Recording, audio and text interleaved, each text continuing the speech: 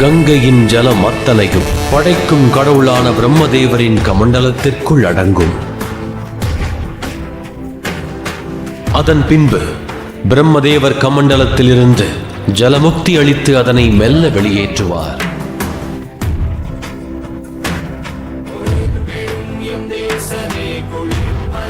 கங்கையின் முழு சக்தியையும் நான் எனது சிரத்தில் தாங்கிக் கொள்வேன்.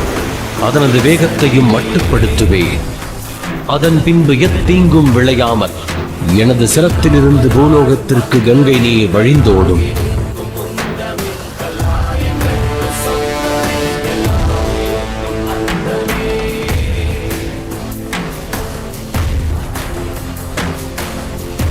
கங்கையை தன் சிரத்தினில் தாங்கிக் கொண்ட சிவனானவர் கங்காதரன் என்ற பெயரால் அழைக்கப்படுவார்.